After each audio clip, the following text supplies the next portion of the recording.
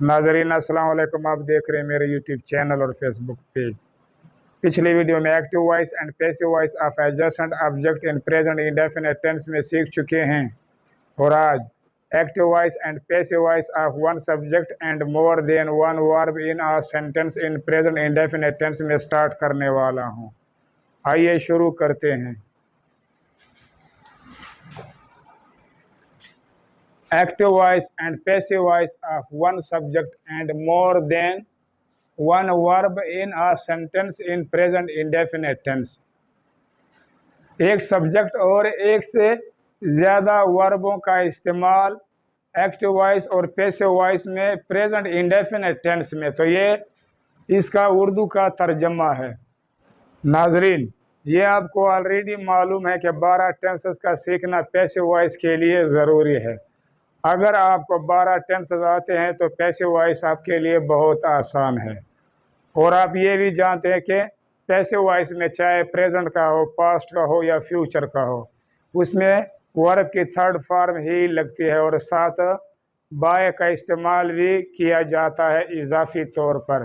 तो नाजरीन, 12 टेंसेस में सिर्फ 8 टेंसेस का पैसिव वॉइस बनाए जाते हैं। तो नाजरीन, पैसिव वॉइस इंग्लिश सीखने के लिए बहुत ज़रूरी है क्योंकि डेली रूटीन में पैसिव वॉइस का बहुत ज़्यादा इस्तेमाल होता है। अगर ए का मतलब एक्टिव, वी का मतलब है वॉइस। अगर एक्टिव वॉइस जुमले में सब्जेक्ट एक से ज़्यादा वर्ब इस्तेमाल कर रहा हो तो पीवी का मतलब है पैसिव वॉइस। तो पैसिव वॉइस में पहला वर्ब तो असूलन थर्ड फॉर्म में तब्दील होता है, जबकि बाकी टू के साथ फर्स्ट फॉर्म में लगने वाले वर्ब के टू के फौरन बाद बी लगाकर उन्हें भी थर्ड फॉर्म में तब्दील कर दिया जाता है। मतलब ये कि पैसिव वॉइस में असूल के मुताबिक पहला वर्ब थर्ड फॉर्म में तब्दील हो जाता है और इसके अलावा जो वर्ब हैं एक या दो, वो टू के साथ फर्स्ट फॉर्म में जो वर्ब लगते हैं तो टू के फौरन बाद बी का इजाफा करके यानी कि बी लगाकर उन्हें भी थर्ड फॉर्म में तब्दील कर दिया जाता है।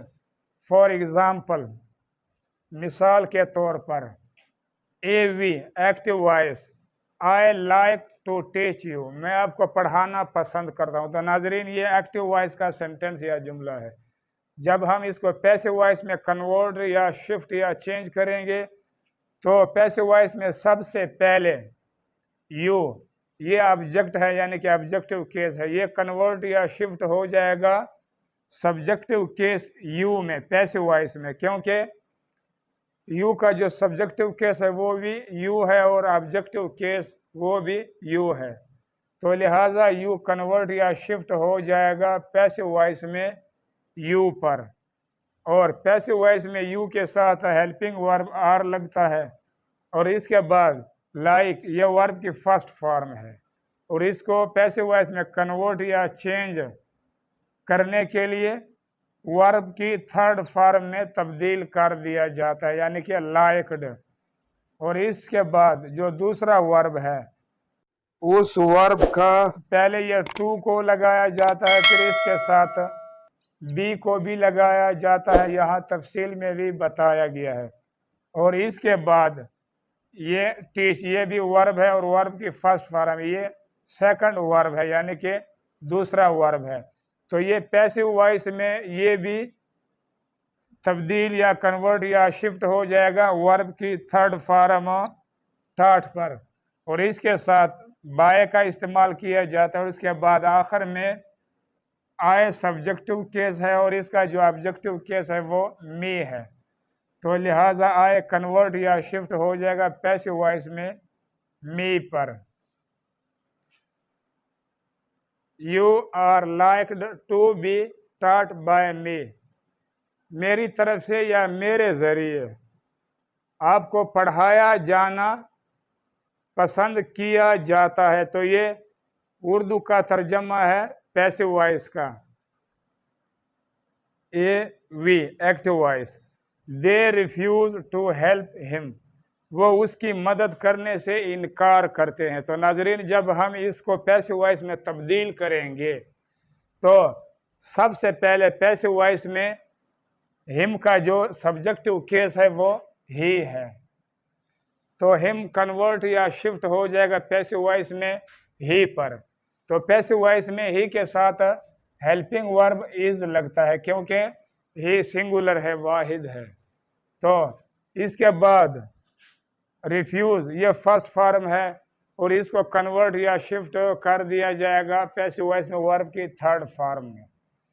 اور اس کے بعد ٹو ہے تو اس کے بعد ٹو کو لگایا جاتا ہے پیسو وائس میں، اور اس کے بعد ٹو کے ساتھ بی کو لگا کر ہیلپ کو یعنی کہ ورب کی فرسٹ فارم کو ورب کی تھرڈ فارم میں تبدیل کر دیا جاتا ہے، ٹو بی ہیلپڈ، اور اس کے بعد بائی کو لگایا جاتا ہے، اور اس کے بعد دے کا جو آبجیکٹو کیس ہے وہ دیم ہے۔ تو دے کنورٹ یا شفٹ ہو جائے گا پیسو وائس میں دیم پر۔